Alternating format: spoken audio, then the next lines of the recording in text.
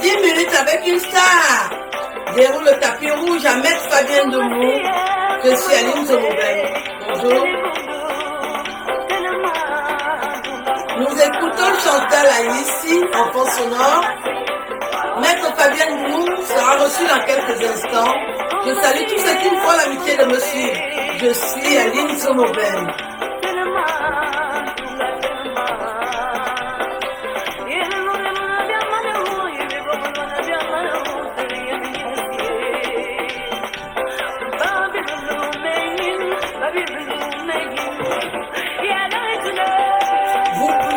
Pendant l'émission au 07 51 87 73 56. Si vous avez des questions à poser à Maître Fabien Demou, le conseil de Chantal Aïssi. Je vais appeler Maître Fabien Demou dans quelques instants.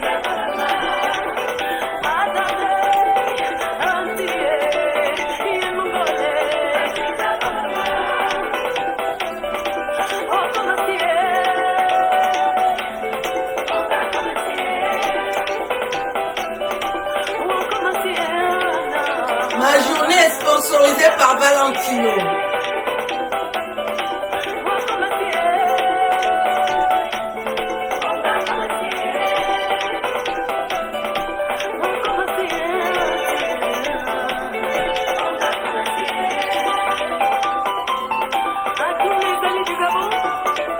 Voilà, je vais appeler Maître Fabien Demou parce qu'il est presque là.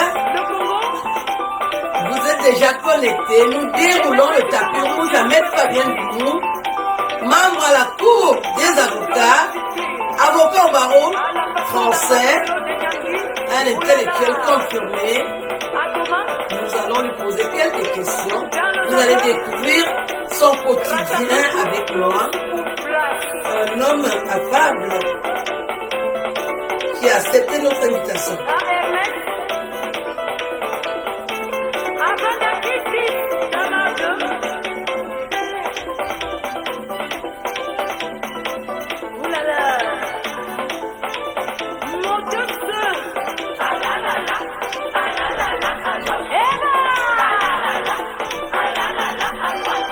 J'appelle Maître Fabien Demou. Voilà, Maître Fabien Demou est là. Bonjour Maître. Le temps de... Voilà, le temps de couper la chanson qui passe en fond sonore. Je retourne le téléphone vers les téléspectateurs et tous ceux qui vous regardent pour qu'on discute à bâton rompu. Déjà, bonjour. Oui, bonjour Aline Zomobel. Merci de m'accueillir à votre émission. Merci de me faire ce honneur. Merci, c'est moi qui vous remercie. Vous êtes avocat au barreau de Paris, de France, on va dire, membre à la Cour et professeur. Dites-nous, comment vous arrivez à concilier tous ces titres que vous avez? Quel brillant parcours, maître. Je ne peux pas dire qu'il y a un brillant parcours parce qu'il y a des plus brillants que moi. Vous avez vu, on vient de nommer un ministre, M. Dupond-Moretti, qui est un excellent confrère. Et puis, il y a ma collègue que j'ai connue depuis plusieurs années, Madame Auré, qui vient d'être promue comme directrice de l'école de la magistrature. C'est une brillante avocat également. Mon parcours, comme vous venez de le dire, Madame Aline Zomobel, je suis non avocat au barreau de Paris, en principe membre du Conseil de l'Ordre, ex-membre du Conseil de l'Ordre. Je suis également, ne l'oubliez pas, certes c'est la Cour pénale internationale qui intrigue beaucoup plus ça. Je suis également avocat à la Cour pénale internationale, la Cour qui juge les chefs d'État et puis certaines personnes qui ont commis des crimes contre l'humanité. Actuellement, vous m'aviez accordé ce petit temps, je vous dis merci. Je suis à l'école des avocats de Paris où je fais passer les oraux à nos jeunes confrères et j'enseigne également la déontologie. Donc je préside un jury actuellement à l'école des avocats de Paris qui a plus de 2000 élèves avocats qui postulent, qui deviendront avocats dans les différents barreaux de la France. Donc actuellement, je suis donc à cette école, cette prestigieuse école des avocats de Paris où je préside oral qui constitue 3 membres, un professeur d'université et puis un magistrat. Voilà, en quelque sorte, Madame Zomobel, ma petite présentation. Je sais que vous êtes modeste, mais je dois vous rappeler que vous faites partie des minorités. Les minorités accèdent rarement à ces fonctions que vous avez. Donc, votre parcours est brillant. C'est vrai que vous ne pouvez pas le dire, mais nous savons que ce n'est pas évident de se retrouver où vous êtes. Donc, nous vous félicitons et nous sommes contents de vous accueillir à cette émission. Vous êtes le conseil de Chantal Aïssi, la diva Chantal Aïssi, qui a un souci avec son ex-mari. Est-ce que vous pouvez nous donner quelques détails en filigrane pour aborder cette question des hommes insolents qui insultent? Oh là là, vous me piégez de la main, je ne m'attendais pas du tout à cette question, mais bon, je vais essayer de donner quelques éléments de réponse. Je ne sais pas si ceux qui me suivent actuellement seront satisfaits. Donc, comme vous le savez, effectivement, j'ai été contacté par Chantal Aïssi. Elle m'a exposé son problème, j'ai envoyé, j'ai trouvé que cette femme, elle était meurtrie par les problèmes. Très meurtrie. Monsieur Roméo Antica. J'ai analysé, j'ai trouvé que c'était quand même très, très injuste que je puisse laisser cette dame partir comme ça sans pouvoir trouver un élément de réponse. Et la réponse que je lui ai donnée, c'était oui, madame Chantal Aïssi, je vais vous assister dans cette affaire. Parce que beaucoup ne connaissent pas Chantal Aïssi. Je connais très bien Chantal Aïssi. C'est une dame. Elle a des défauts. Elle a aussi des qualités. Oui. C'est une dame qui a un très grand cœur. Elle a un très grand cœur. Je peux citer comme exemple, elle a mis le meilleur d'elle-même lorsque notre compatriote Natacha Bizot était souffrante. Oui. Elle a également pu agir dans le cadre de lorsque nous avons perdu Thomas Dominica. C'est une dame qui n'est pas toujours, qui aide beaucoup de personnes. Je vais vous faire une révélation, vous serez surprise, madame Alaise Robin. Oui. Ça s'est passé juste entre Chantal Aïssi et moi. Est-ce que vous savez que Chantal Aïssi m'a contacté afin de pouvoir défendre le fleuve de l'île? Vous l'avez jamais su, lorsque le fleuve de l'île était au Cameroun, elle avait des problèmes au Cameroun. Chantal Aïssi a fait beaucoup à moi pour me dire, maître, qu'est-ce qu'on peut faire pour fleuve de l'île? J'ai aussi essayé de faire ce que je pouvais, et fleuve de l'île a regagné la France. Malheureusement, pour le moment, depuis qu'elle est arrivée, Fleur de Lille ne m'a pas pris contact avec moi pour me dire merci, mais peu importe. On n'agit pas pour pouvoir... Voilà pour les merci. Mais nous parlons de Chantal Aïssi, cette grande dame au grand cœur. C'est une dame au grand cœur, donc j'ai accepté de pouvoir défendre ses intérêts dans le cadre de l'affaire qui oppose, si on peut dire ça, affaire Roméo Dika et Chantal Aïssi, on ne va pas dire affaire Juliette et Roméo. Voilà, ce n'est pas le cas. Ce n'est pas le cas actuellement. Voilà.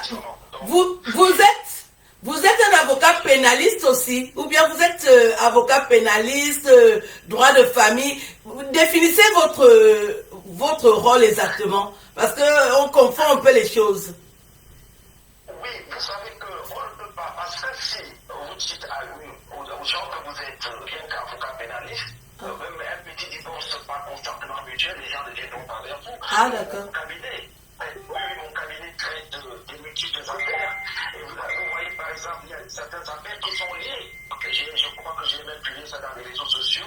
Une affaire fait partie du cadre droit de la famille, c'est-à-dire civiliste, pour aboutir au procès pénal. Vous voyez, la dernière affaire que j'ai gagné, il y a eu une affaire d'enlèvement d'enfants. Oui.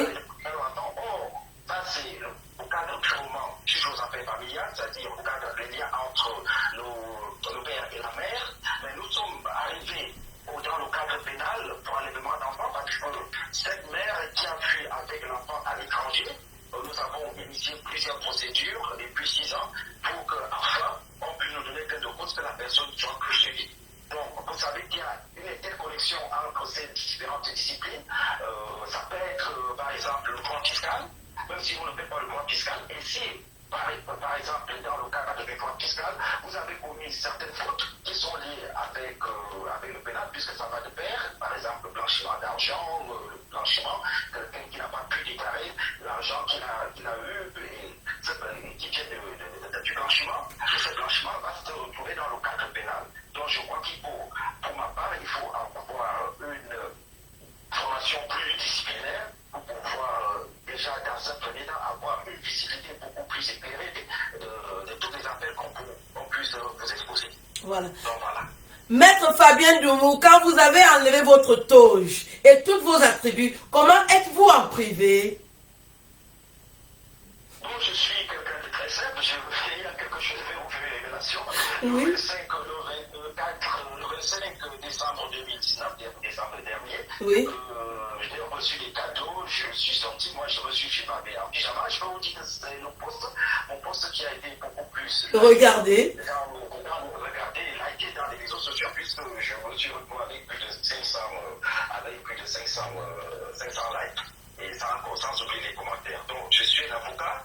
Je suis un avocat qui en famille, je suis tout simple, je suis en permuda, je suis en pyjama, je prends mon temps, si j'ai le temps d'aller faire ce sport, je vais peut-être faire ce sport, et voilà, je suis quelqu'un de très simple. Et je peux vous dire que si vous me rencontrez dans les rues de Paris le week-end, je suis parfois en tongue, c'est-à-dire en babouche, excusez-moi de l'expression. Oui. Donc le titre d'avocat, ça ne me donne pas beaucoup plus des ailes, je ne me sens pas de supérieur puisqu'on ne l'est pas. Les êtres sont égaux. Et comme le dit la Convention, la Déclaration universelle des droits de l'homme, tous les hommes sont égaux en loi. Et je trouve que tous les hommes sont également égaux dans la vie normale. Voilà. Vous, qui d'apparence paraissez assez distant, vous avez plusieurs rôles que vous jouez en interne. Est-ce que vous aspirez à être chef dans votre village, dans la région, parce que vous êtes un grand rassembleur? Bon, je ne suis pas du tout distant. Tout ce que je sais, c'est que je ne parle pas beaucoup, c'est-à-dire je ne peux pas, c'est peut-être une déformation professionnelle, je ne révèle pas, puisque j'ai des secrets, je peux me dire des secrets d'État, je ne suis pas quelqu'un de bavard. Et même quand bien je suis bavard, j'évite d'aborder des sujets de fond. J'évite d'aborder des sujets qui peuvent m'amener à dire certaines choses. Bon, pour la question que vous posez, c'est-à-dire être chef de village, je vous pourrais dire, je ne fais pas du tout de la politique. Je ne fais pas du tout de la politique. Je ne suis qu'un petit serviteur qui ne peut qu'apporter des conseils lorsqu'on a besoin de ces conseils ou bien de donner des conseils à ceux qui en auront besoin. Bon, voilà, je pense que ma question est claire. Je ne suis pas un homme politique, mais je peux quand même apporter quelque chose à ces hommes politiques à certaines mesures et à certains égards. Voilà, nous allons aborder un filigrane un peu le Cameroun, parce que nous venons tous du Cameroun. Le Cameroun traverse des périodes assez troubles en ce moment, donc il parle de la relève, du gré à gré. Vous, votre avis sur ce tribalisme ancré entre les Camerounais, est-ce que vous êtes tribaliste, vous? Bon, être tribaliste, je ne sais pas comment définir la tribalisme. Bon, déjà, nous sommes ici, comme je dis souvent aux gens, moi j'ai toujours reçu beaucoup de personnes qui m'envoient des messages inbox, et ces personnes commencent toujours par me poser la question, vous êtes de telle région. Ah. Et ça m'agace. Oui. Ça m'agace pourquoi? Parce que lorsque je suis ici en France, vous savez, la France est un pays où on rencontre tous les pays. C'est un très grand pays. On rencontre toutes les minorités. On rencontre des pays, des gens qui viennent des horizons divers. Et lorsque un Camerounais m'appelle pour me poser la question, vous êtes de quelle région, je trouve ça très très aberrant. Ouais. Je trouve ça aberrant. Je leur dis toujours, bon voilà, je suis Camerounais. Bon, il est bien vrai qu'en ces derniers temps, on parle de tribalisme. Il y a des gens qui ont opté pour défendre des causes d'une certaine région, si c'est à cause à les défendre, ou bien ils veulent promouvoir une certaine élite d'une certaine région. Je trouve que la démocratie, comme la démocratie, moi je peux vous faire une confidence. Oui. Lorsque, en 91-92, j'ai fait la première année à l'université de Yaoundé, j'ai suivi. Et je me souviens, mon père qui était au commandement à l'époque, c'est-à-dire autorité administrative, il m'a dit, mon fils, j'ai dit la démocratie, ce n'est pas ce que vous pensez. Moi, en tant que j'étais étudiant, je lui disais que oui, mon papa, la démocratie, c'est une bonne chose parce que lorsqu'une personne ne travaille pas bien, on le sanctionne. Il me dit, mais non, mais moi j'avais vécu la démocratie à l'époque d'André-Marie Bidida. Il y avait des déchirures, des André-Marie Bidida et Aïdjo. Il y avait des morts. J'ai dit, non, papa, le monde a évolué. Le monde a évolué. Et à l'université de Yaoundé, ce qu'aujourd'hui j'entends certains parler de sardinard, identité-sardinard. Le tontinard. Il y avait ce qu'on appelait le tontinard. À l'époque, il y avait ce qu'on appelait les parlementaires et anti-parlementaires. Et je peux vous dire, les parents m'avaient dit, s'il y a des mouvements là-bas, il ne faut pas mettre pied. Et je me suis entêté pour aller à l'université. À l'université. À l'université, ce jour-là, au complexe, il y a un petit complexe où il y avait un petit complexe multi-sport. Et qu'est-ce que j'avais remarqué? J'avais remarqué ceci. Puisqu'à l'époque, les enfants, les étudiants demandaient la conférence nationale. Oui. Et pour attirer un certain nombre d'étudiants, à dehors de la conférence nationale, ils leur disaient que oui, lorsqu'il y aura la conférence nationale, tous les étudiants, il n'y avait qu'une seule université au Cameroun de l'époque, l'université de Mouaïkele, tous les étudiants auront la bourse. Et la bourse, entre guillemets, on l'appelait EPSI. EPSI. EPSI, en première année, on avait 25 000. Bon, oui, j'avais EPSI. En première année, on avait 25 000. En deuxième année, on avait 25 000. Et puis en troisième année, on montait, on avait 35 000. À maîtrise, je crois que c'était 45, juste en 2 ans. Là, qui est ma master 2 aujourd'hui. Donc, pour attirer les étudiants, on a dit tout le monde aura la bourse. Et là, j'ai commencé à sentir que c'était un drama, puisqu'on était plus de 50 000 étudiants. 50 000 étudiants, on appelle une fonction publique. Ah ouais. Et pour venir donc à ce complexe sportif, je me suis rendu à ce complexe sportif, j'ai vu que les gens qui étaient dans la queue, il y avait un certain tri. Et ces tri, c'était quoi? C'était qu'on regardait, qu'on vous disait, présentez votre carte d'étudiant. Oui. Parce qu'on peut vraiment aider si vous êtes étudiant. Alors, ça n'était pas la carte d'étudiant qui venait. C'est le nom. Un certain nom, une certaine consonance. Effectivement, une certaine consonance. Donc, j'arrive. J'ai vu un certain nombre d'étudiants, ils étaient 4 ou 5, et qui vraiment militaient pour la démocratie.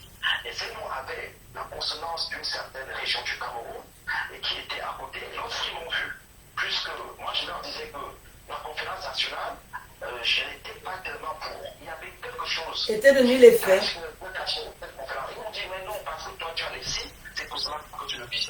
Ils me voient donc venir. Je vais vers le complexe, je les vois à côté, ils me disaient rien. Et lorsque j'arrive, je reconnais un ami, parce que papa était sous le pas à Bouddha, et il a laissé une très bonne impression là-bas. Oui. Un ami, le chef Bacha, cet ami, il s'appelle Henri. Oui. Il me regarde, il me dit... Bonjour Henri. Il me dit, oui, Fabien, j'ai dit oui. Il me dit, bon, tu sais, ce n'est pas une entrée. J'ai dit, pourquoi? Il me dit, tu sais, ça risque... Dégénéré. Ça risque un peu déraper ici. Je lui ai dit, ok. Bon, parce qu'il a donné signe à moi, il ne m'a pas refoulé comme un malpon. Non. Donc, je suis donc revenu, et c'est de là où donc ces camarades d'une certaine région sont venus vers moi pour me dire, Fabien, tu avais raison. Parce que lorsqu'on s'est tué, quand tu passais, c'est qu'on voulait voir l'attitude de ces messieurs.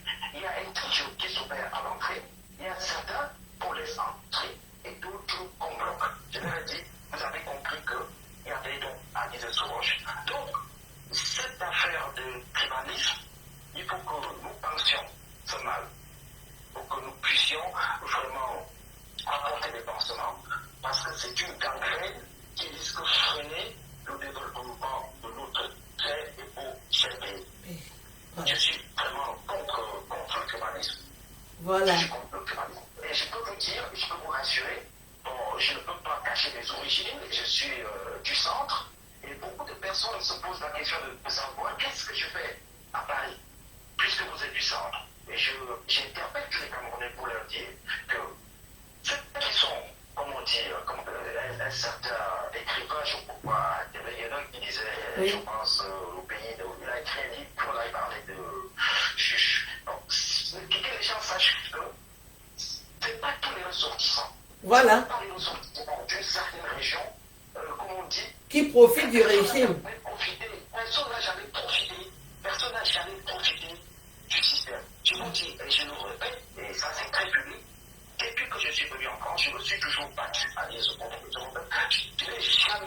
je n'ai jamais eu un appui quelconque du gouvernement camerounais parce que je suis ressortissant de pays. Je peux compter, je leur reproche d'énormes services que je rends aux Camerounais. Et vous vous souvenez, vous m'avez appelé une fois pour me dire, mec, on croyait qu'on allait vous découvrir. Oui. Même pas une petite décoration, même l'ordre national du pays. Avec tout ce que vous savez faire. Voilà. On le le dire quand même, parce que les gens pensent qu'on profite du régime. Bon, moi je ne dis pas ça. Je ne dis pas que j'aurais pu. En tout cas, c'est à tout mon mérite. Parce que je sais les services. Le grand mérite. Et les services que je rends à notre très cher beau pays. Donc, si il y a des gens qui profitent, c'est tous les Camerounais qui en profitent. Je ne parle pas parce que moi j'ai été à l'ouest, j'ai été dans le nord-ouest, et j'ai dit à certains que les routes qui sont dans certaines provinces, dans certaines régions du Cameroun, ces routes-là ne sont pas dans la région même natale du Natal, oui, oui. Ces routes et ces investissements, beaucoup ne sont pas dans la région natale du Cameroun. Je confirme. Tout ce que nous pouvons demander, c'est que il faut savoir que nous puissions donc fédérer à ce que notre pays Demeure en paix. ne puisse que se développer et ne pas choisir les gens parce qu'ils proviennent de tel clan.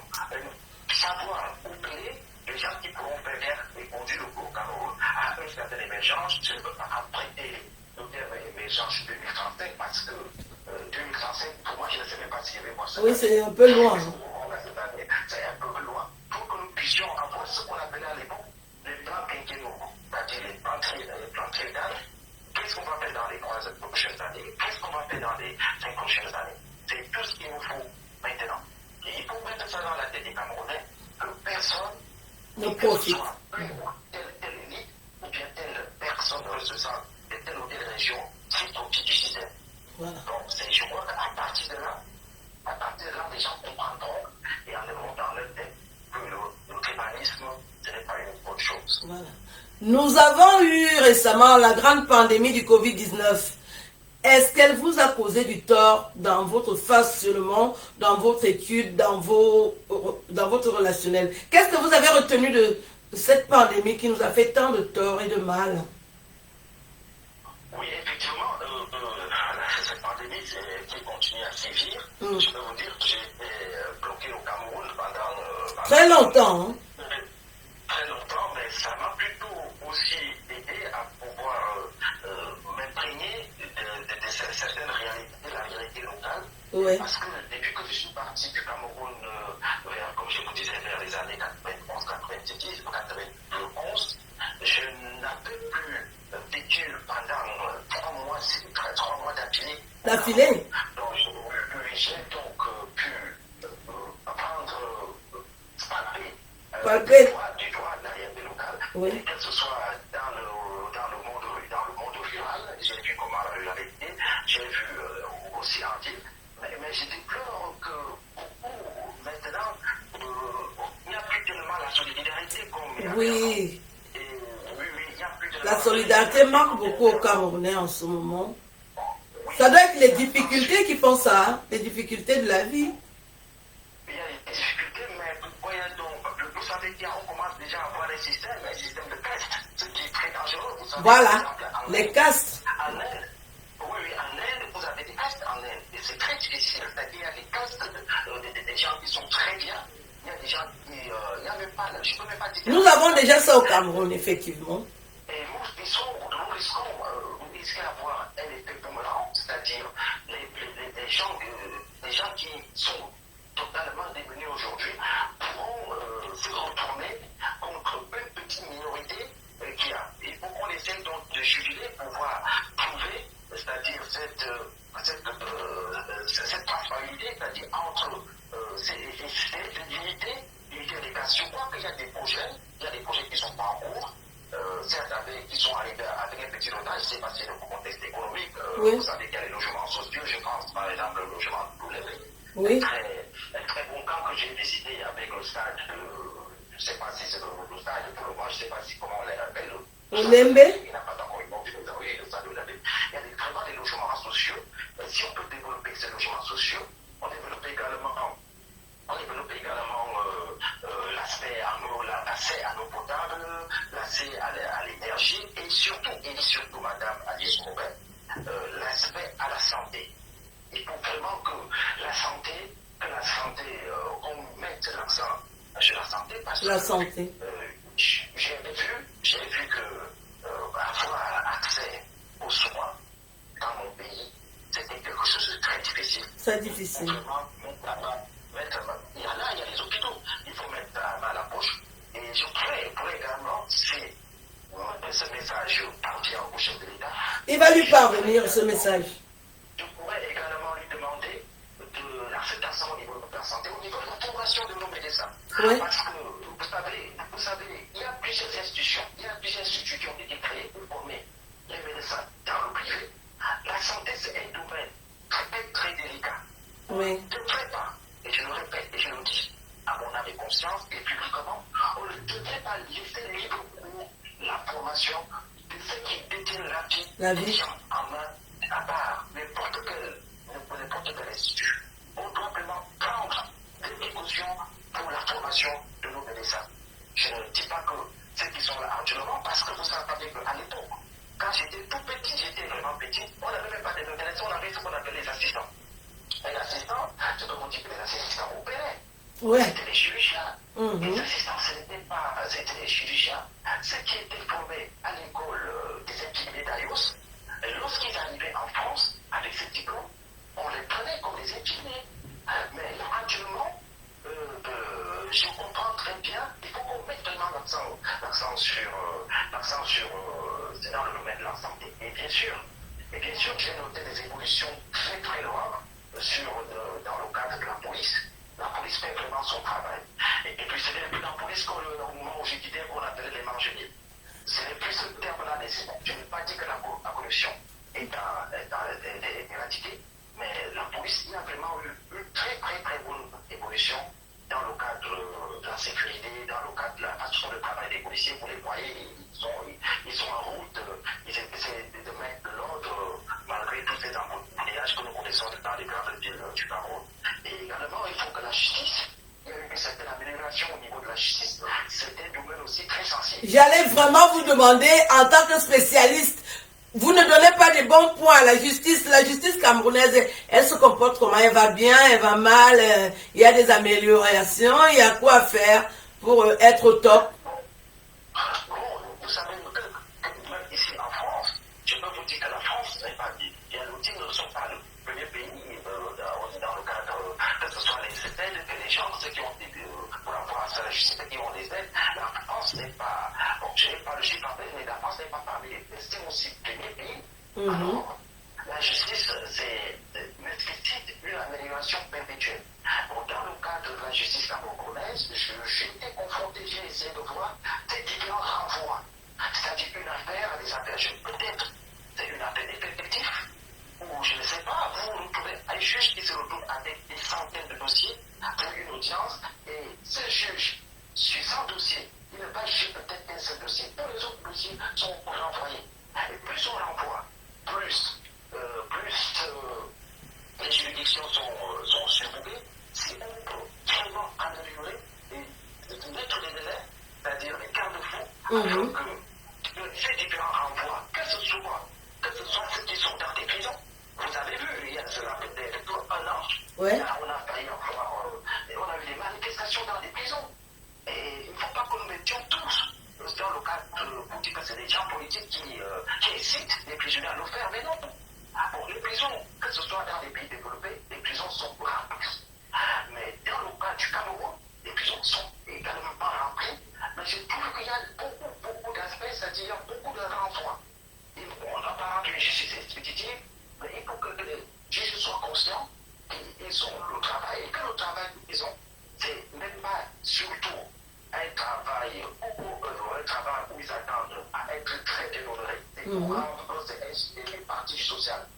Parce que rendre la justice, c'est quelque chose de très difficile. Oui. Parce qu'on ne sait pas, toutes les personnes qui se présentent devant la justice peuvent toujours, même si la personne est coupable, vous dira toujours, je ne suis pas coupable. Et à la justice maintenant de déceler à travers certains indices la culpabilité de cette personne-là. Je peux vous dire qu'il y a des gens au Cameroun qui te disent, je peux vous tuer, et puis je ne vais pas en prison. Oh. Il y a des cas. Oui, il y a des cas. J'ai même vu, j'ai même assisté, on m'a même donné un cas avec des preuves à l'appui. Une personne a fait usage de la matière qui a disséqué l'autre. Et la personne, dès qu'elle est partie, à quelques 2 semaines, elle est ressortie. Dans ce cas-là, vous voyez ce qui peut se passer, les règlements de compte, les voilà. et puis peut-être, oui, et puis les pasteurs. Il y a des plus graves de voir qu'on vous a offensé et que la personne qui vous a offensé est libre. Donc, il faut vraiment des améliorations. Je sais que les juges, les magistrats, de tout ce monde-là, ils ont beaucoup à faire, mais il faut, dans le cadre de la justice, il faut vraiment des améliorations. Très important. Nous avons grignoté beaucoup de temps. Est-ce que vous pouvez encore répondre à une question ou bien on se doit de... Oui, je peux répondre puisque c'est vous qui me le demandez. Je peux répondre à une dernière question parce que les premières épreuves reprennent à 14 heures. Ah, d'accord. Pose 1 heure, donc c'est bon, il n'y a pas de problème. On peut... Voilà. Oui, je peux. Oui. Vous êtes membre de la Cour pénale internationale où il y a des disproportions dans le dossier de l'ancien président Laurent Gbagbo. Qu'en est-il du dossier de l'ancien président Laurent Gbagbo? Oui, vous savez que la Cour pénale internationale, moi, ça m'amuse souvent lorsque je vois certaines plaintes qui vont devant la Cour pénale internationale en disant qu'on va initier une procédure contre tel président devant la Cour pénale internationale. La Cour pénale internationale n'est saisie que lorsque l'État lui-même, l'État, c'est-à-dire l'État, n'est pas à mesure de rendre une justice, ou bien lorsque cet État-là est dans l'incapacité de rendre cette justice. À ce moment que la communauté internationale, en l'occurrence, met une justice en place pour pouvoir juger ces personnes.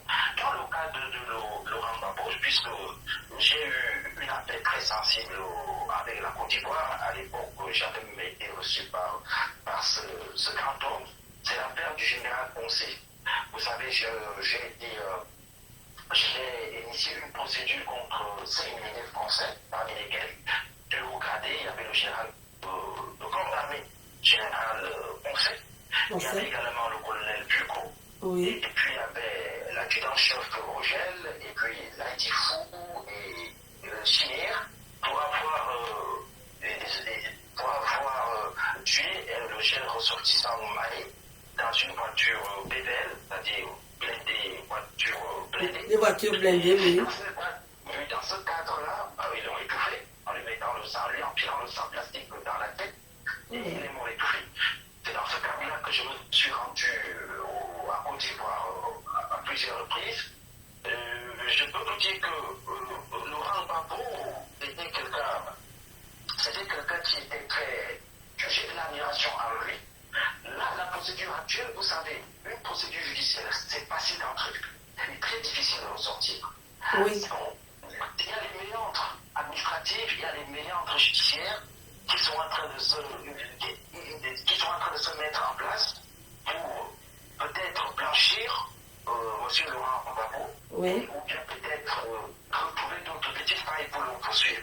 Laissez le temps au temps, la justice prend tout son temps, parce qu'il ne faut pas que si aujourd'hui, ça dépend même aussi avec des grands criminels, vous pouvez relaxer ou bien libérer un grand criminel alors qu'il est coupable et après vous allez le regretter. Et vous savez que les décisions de justice ont parfois l'autorité de la chose jugée.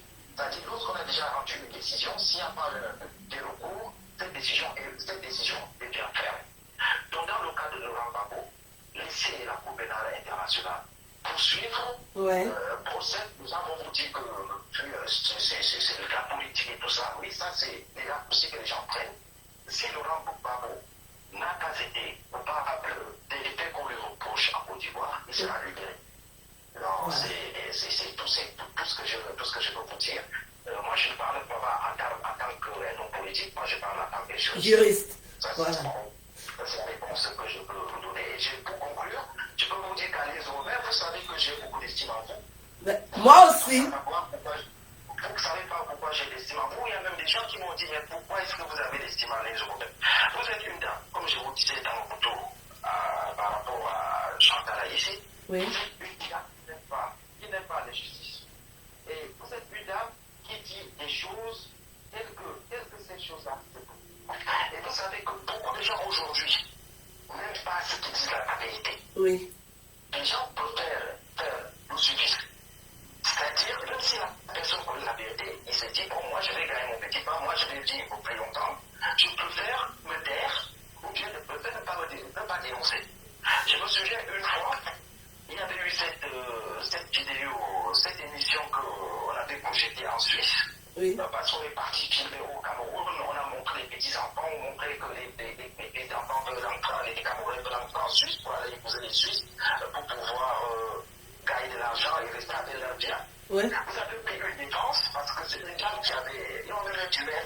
Camerounais qui a montré comment est-ce qu'on pratiquait les arts de la naissance et tout ça. Donc, vous avez pris une position à travers la dame qui est allée vers ça pour dire, bon voilà, vous cataloguez une certaine catégorie des femmes, des filles de Chopin. Alors que bon, je me suis dit, bon voilà, une femme qui a des convictions. Et j'ai également vu tout récemment, puisque c'est l'actualité, Oui. la position que vous avez prise envers les hommes longs, pendant que tout le monde nous traînait dans la boue, vous êtes resté ferme pour dire que bon, moi, ce monsieur Mogobelinga, moi je le soutiendrai, entre guillemets, comme disent les Camerounais, jusqu'à la mort. Oui. Et c'est lorsqu'une personne a ses convictions, ce sont des personnes très très rares. Oui. C'est pour cela que, comme moi également j'ai des convictions, c'est-à-dire, vous vous souvenez, lorsque un prononce au père et que je tiens la vérité, je détiens la vérité, Oui. j'ai une cartonné dans ma vérité, Oui. je vais jusqu'au fond. On calcule rien. Oui, je ne calcule rien, comme on dit. Je n'ai pas, je ne calcule rien, je n'attends pas aucun intérêt. Je suis vraiment désintéressé. Aucun intérêt. Il y a très très peu dans le monde. Donc, merci de m'avoir accordé ce temps. C'est moi qui vous remercie. Les autorités de l'école sont en train de sourire parce qu'ils sont toujours, je leur ai dit que je suis en train de passer avec l'émission 10 minutes. Avec une star. Vous êtes une star du droit. Merci beaucoup, maître, d'avoir accepté mon invitation. Je vous souhaite tout le bonheur du monde et bon cours avec vos étudiants. Au plaisir. Moi, je vous embrasse tout le monde, que je vous aime du fond de mon corps. N'hésitez pas, je suis là pour vous et rien que pour vous. Merci, madame Aline Zoumobet. Merci, maître. Au revoir. Au revoir.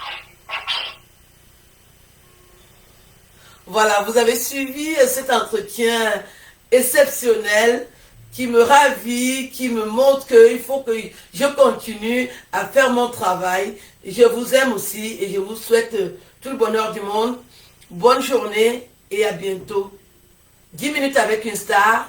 J'ai reçu Maître Fabien Doumou, cet élégant, ce brillant Camerounais qui est plein de mérite, de sagesse et de charisme. Au revoir. Ciao.